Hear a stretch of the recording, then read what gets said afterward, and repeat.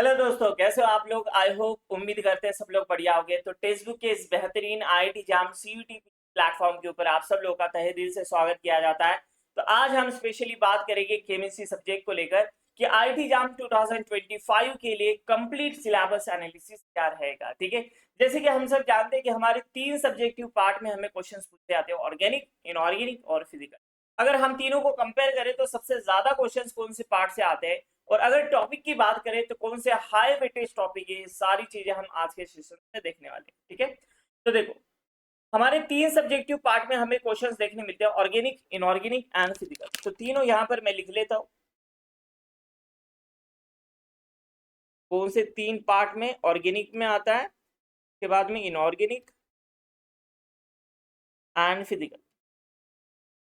अगर हम last year का जितने भी पेपर है उसका एनालिसिस किए तो ऑन एन एवरेज अगर हम बात करें तो सबसे आपको 20 क्वेश्चंस अप्रोक्सीमेटली देखने मिलते हैं। कितने क्वेश्चंस? 20 क्वेश्चन ऑर्गेनिक से, 20 क्वेश्चन इनऑर्गेनिक से। जैसे लास्ट ईयर की अगर मैं बात करूं, देखो लास्ट ईयर की यहाँ पर थोड़ा बहुत 19-20 हो जाता है। जैसे अगर हम बात करें ऑर्गेनिक से, यहाँ पर 20 क्वेश्चन थे, लेकिन इनऑर्गेनिक से 17 ही क्वेश्चन पूछे गए थे, और फिजिकल से 3 क्वेश्चन एक्स्ट्रा। जो इनऑर्गेनिक के 3 क्वेश्चन थे वो फिजिकल खा गए। तो ऑन एन एवरेज सबका इक्वल वेटेज है, ऑर्गेनिक, इनऑर्गेनिक, फिजिकल। अब 3 टाइप के यहाँ पर क्वेश्चन पूछे जाते हैं। एमसीक्यू टाइप होता है, ठीक है, उसके बाद में एमएसक्यू टाइप होता है और एनईटी टाइप होता है। टाइप ऑफ क्वेश्चंस आप लोगों को पता है कि कौन से टाइप के आपको क्वेश्चंस पूछे जाते हैं।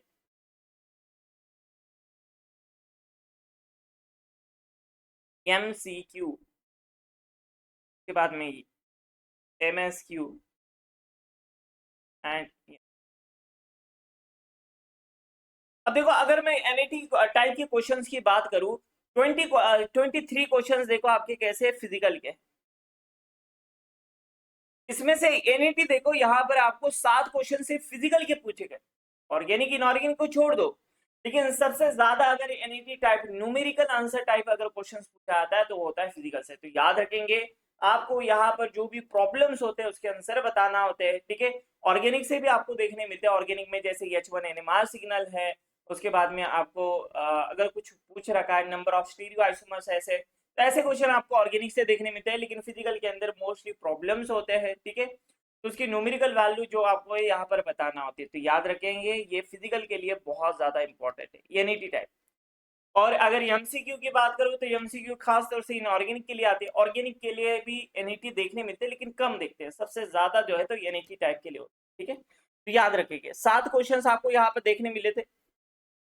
उसके बाद में अगर हम वेटेज की बात करें, जैसे ये फिजिकल केमिस्ट्री है, तो सबसे ज्यादा इंपॉर्टेंट टॉपिक कौन सा है, तो यहाँ पर अगर मैं बता दूं सबसे ज्यादा इंपॉर्टेंट टॉपिक जिसे मैं स्टार कर रहा हूँ, केमिकल काइनेटिक्स।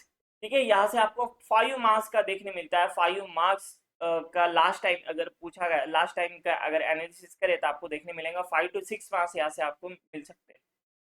उसके बाद में अगर हम बात करें तो एटॉमिक स्ट्रक्चर से पूछा गया है। थर्मोडाइनमिक्स कहाँ पर है? थर्मोडाइनमिक्स ये रहा, थर्मोडाइनमिक्स से क्वेश्चन है। उसके बाद में अगर हम बात करें मोल कंसेप्ट, केमिकल इक्विलिब्रियम, ये वाला। ये जो 4 आपको टॉपिक नजर आ रहा है, atomic structure, molecular structure, chemical and phase equilibrium, chemical thermodynamics, ठीक है, और यहाँ पर मोल कंसेप्ट नहीं होगा तो मोल कंसेप्ट यहाँ पर लिख लेना, ये भी इंपॉर्टेंट है।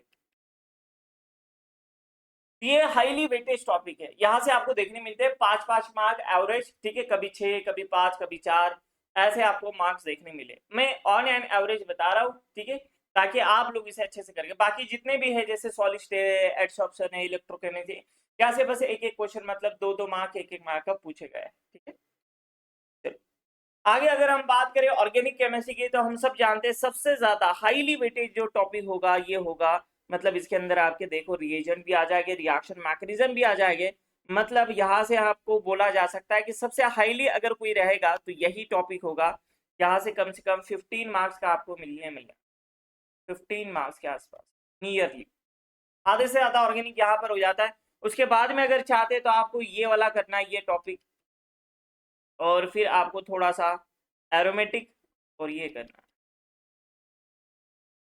ठीक है, तो आपको यहाँ पे देखो basic concept in organic chemistry, stereochemistry, GOC वगैरह आ जाएगा, ऑर्गेनिक रिएक्शन मैकेनिज्म में सब आ जाएगा, intermediate mechanism, reagent, pericyclic, aromatic and heterocyclic chemistry last में आ जाएगा। तो सबसे ज्यादा हाईली वेटेज टॉपिक की अगर मैं बात करूँ तो ये दो है, उसके बाद में आ जाता है आपका हेटेरोसाइक्लिक केमिस्ट्री।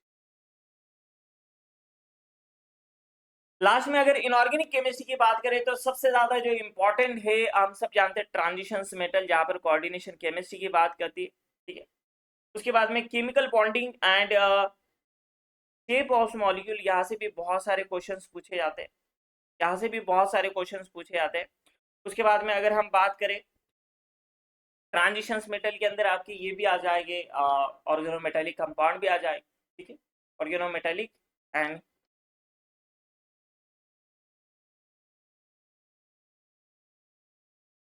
कोऑर्डिनेशन, ये सबसे ज्यादा इंपॉर्टेंट है, हाईली वेटेज टॉपिक आपको देखने मिलते हैं।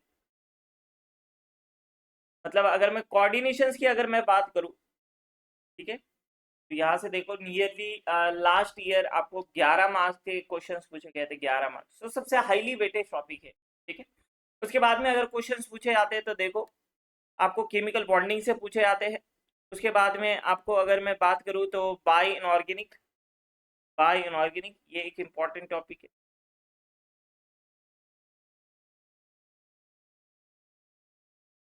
और उसके बाद में अगर मैं बात करूँ बाय इनऑर्गेनिक के बाद में मेन ग्रुप एलिमेंट्स,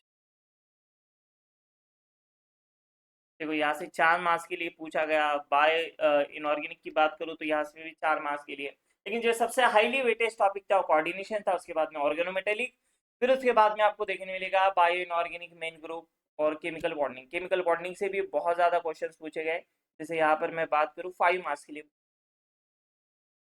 तो आपको हाईली वेटेज टॉपिक मैंने बता दिए, ये सब एनालिसिस करके मैंने बताया कि कितने क्वेश्चंस पूछे गए हैं, ठीक है। और नंबर ऑफ एनईटी टाइप के क्वेश्चंस की अगर मैं बात करूं, फिजिकल है जिसमें से 23 में से 7 फिजिकल के क्वेश्चन न्यूमेरिकल टाइप थे। तो बहुत इंपॉर्टेंट है, जितने भी इंपॉर्टेंट टॉपिक बताया आपको ये तो करके ही जाना है कि अगर आपको अच्छा स्कोर करना है तो इसे अच्छे से कीजिए। इसके अलावा भी अगर जो आपका बाकी टॉपिक है उसे अच्छे से सिलेक्ट करना है, तीनों सब्जेक्ट करके जाइए, डेफिनेटली अच्छा स्कोर है, ठीक है। अगर आपको सेशन अच्छा लगा तो सेशंस को लाइक कीजिए, ठीक है, और ज़्यादा से ज़्यादा अपने दोस्तों के साथ में शेयर कीजिए। और अभी तक चैनल को सब्सक्राइब नहीं किया होगा तो चैनल को सब्सक्राइब कीजिए। अगर आपको इससे रिलेटेड कुछ भी हेल्प लगती है तो आप मुझे कमेंट बॉक्स में ड्रॉप कर सकते हैं कि अगर आपको इसके ऊपर वीडियो चाहिए, सेशन चाहिए, अगर कुछ और इन्फॉर्मेशन, एडिशनल इन्फॉर्मेशन चाहिए तो आप मुझे बता सकते हैं। Thank you so much for watching and happy learning.